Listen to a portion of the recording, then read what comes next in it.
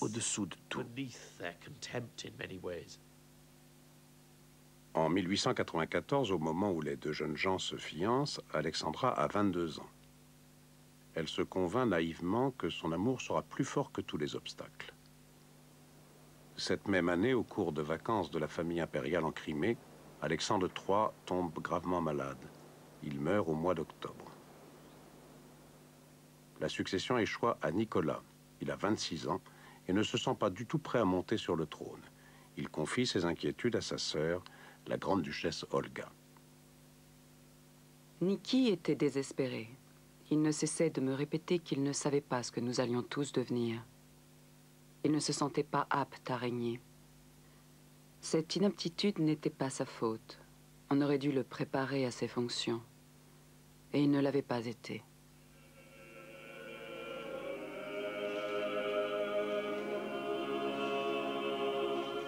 Toute la famille s'est réunie au château de Livadia pour veiller l'empereur défunt. Et l'office des morts est célébré dans la chapelle du palais.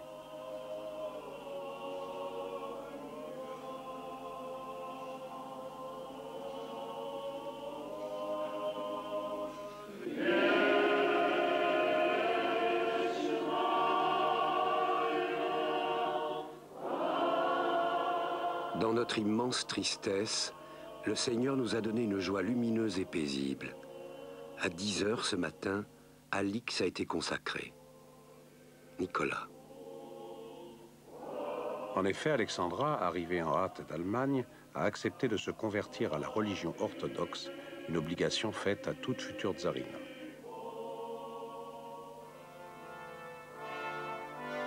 En moins de 24 heures, le jeune Nicolas se retrouve tsar de toutes les Russies et sa jeune fiancée Alix prend le nom d'Alexandra Féodorovna.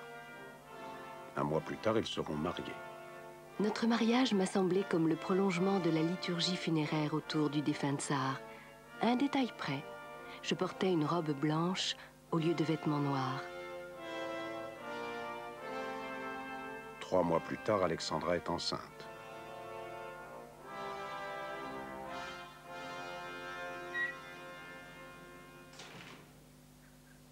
Le couple a choisi de s'installer à Tsarskoye Selo, le village des tsars, un petit village près de Saint-Pétersbourg où se dresse le palais Alexandre.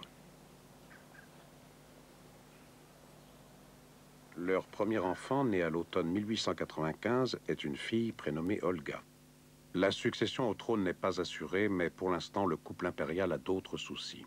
Le couronnement doit avoir lieu à Moscou en mai 1896.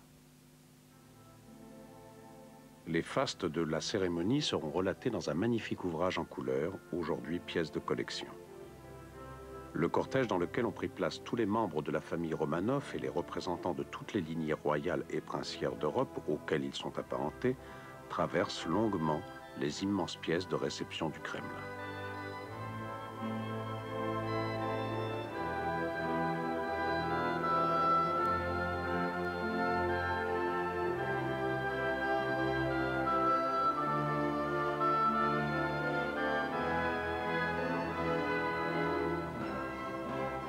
Un film a fixé le moment où Nicolas et Alexandra descendent le grand escalier, l'escalier rouge. C'est le premier document filmé d'une cérémonie aussi solennelle.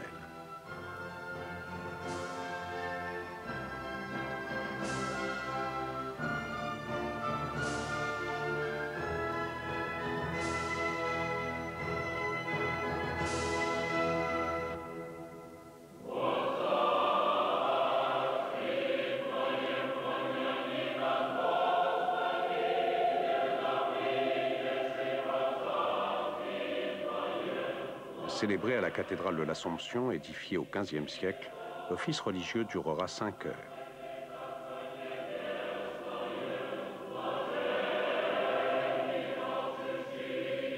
Alexandra écrit à sa sœur. Je n'ai pas du tout été fatiguée par la cérémonie. J'étais transportée par mon union mystique avec la Russie. Me voici une vraie tsarina.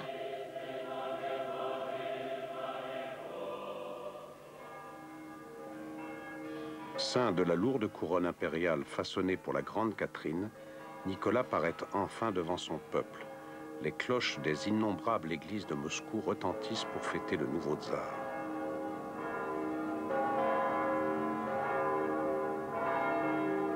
Les fêtes du couronnement vont se poursuivre pendant une semaine.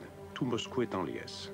Le 18 mai, une foule énorme, près de 500 000 personnes, s'est réunie pour un immense banquet sur le champ de la Kodenka aux environs de Moscou. Nourriture et boissons sont offertes par le tsar, ainsi que des gobelets émaillés portant les armes impériales. Un terrible accident va se produire que Nicolas ne parviendra jamais à oublier. La foule s'est massée tout au long de la nuit à la Kodinka. À l'aube, une énorme bousculade a provoqué une catastrophe. J'ai appris à ma grande tristesse que 1300 personnes avaient péri piétinées.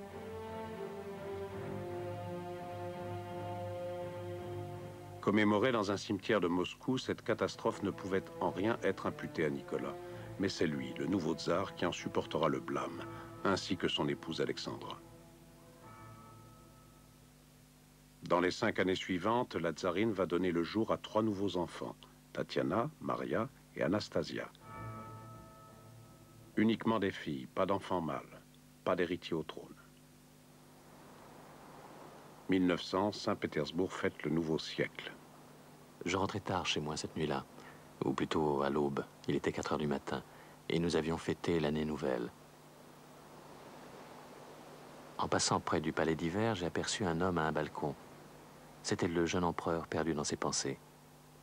J'ai eu comme un pressentiment, la certitude que nos chemins se croiseraient un jour. Alexandre Kerensky.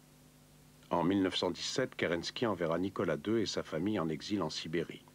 Mais les attaques les plus violentes contre les Romanov viennent d'un journal publié à l'étranger, Iskra, L'Étincelle, dirigé par Lénine, réfugié en Suisse. Lénine a révélé ses intentions à l'égard de la famille du tsar très tôt. En 1903, au deuxième congrès, on a discuté de l'abolition de la peine de mort. Une voix s'est élevée. Vous voulez dire que ça concerne aussi le tsar? Il ne sera pas exécuté. Lénine était présent au congrès et il a appuyé une motion disant que le tsar devrait être abattu.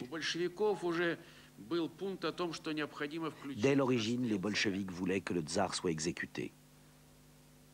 Bien entendu, Nicolas II ignorait tout alors de Lénine, de ces bolcheviks qui lui étaient si violemment hostiles.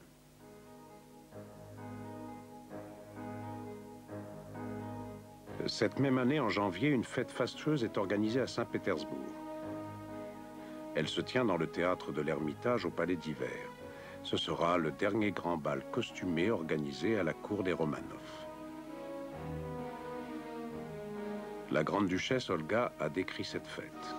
Nous avions tous revêtu des costumes de cour du XVIIe siècle. Niki portait le vêtement d'Alexeï, le deuxième tsar Romanov, brodé d'or et d'argent. Alix était éblouissante dans une robe de brocart, constellée de fils d'or. Ses boucles d'oreilles étaient si lourdes qu'elle ne pouvait pencher la tête. Pendant cette nuit-là, nous avons eu le sentiment de renouer avec le passé glorieux de notre famille.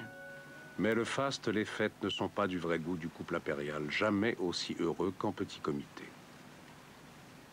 Bientôt, alors qu'ils sont installés au palais Peterhof, à côté de Saint-Pétersbourg, un grand bonheur va être donné à Nicolas. 30 juillet, un jour inoubliable, où le Seigneur nous a témoigné son immense bonté. À 1 heure de l'après-midi, Alix a donné le jour à un fils, que nous avons nommé Alexeï. Le bonheur du tsar sera de courte durée. 8 septembre, nous sommes très inquiets, Alix et moi. Une hémorragie s'est déclarée ce matin chez notre petit Alexeï, sans aucune cause apparente. Le bébé était atteint d'hémophilie, un héritage de son arrière-grand-mère Victoria est transmis par Alexandre. Il était rare à l'époque que les hémophiles atteignent l'âge adulte. À la tragédie familiale va bientôt s'ajouter un drame politique. Cela se passe le 9 janvier 1905, qui sera appelé le dimanche sanglant.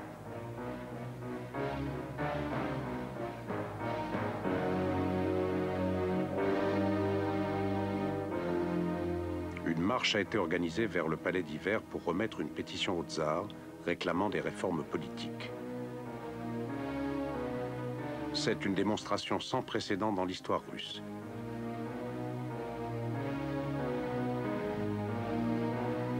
Malgré les intentions pacifiques des manifestants, les autorités s'affolent. Les Cosaques chargent avec leurs fouets.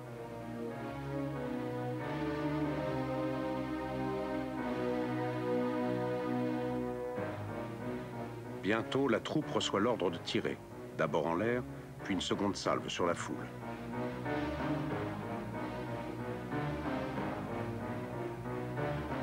Des centaines de manifestants sont tués. La presse radicale se déchaîne contre le tsar.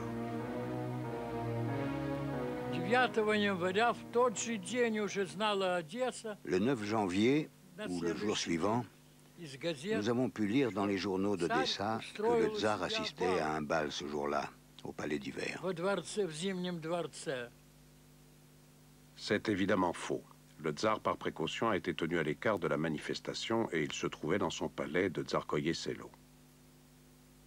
9 janvier, une journée désastreuse. Les troupes ont été obligées de tirer en plusieurs endroits de la ville. Et il y a eu de nombreux blessés et tués. Seigneur, que tout ceci est douloureux et triste.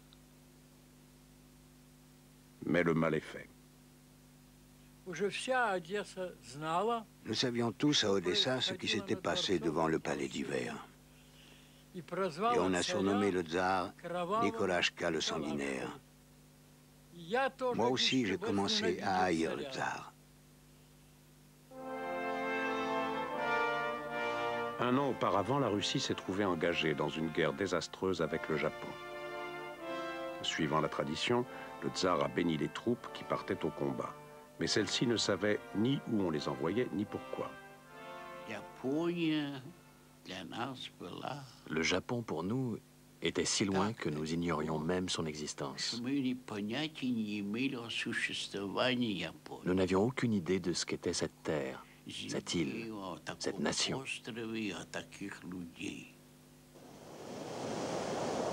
Le Japon est si loin, en effet, qu'il faudra 6 mois à la flotte russe de la Baltique pour rallier la mer du Japon. Elle y sera détruite en une journée à la bataille de Toshima, le jour anniversaire du couronnement. La réputation du tsar sombre avec sa flotte.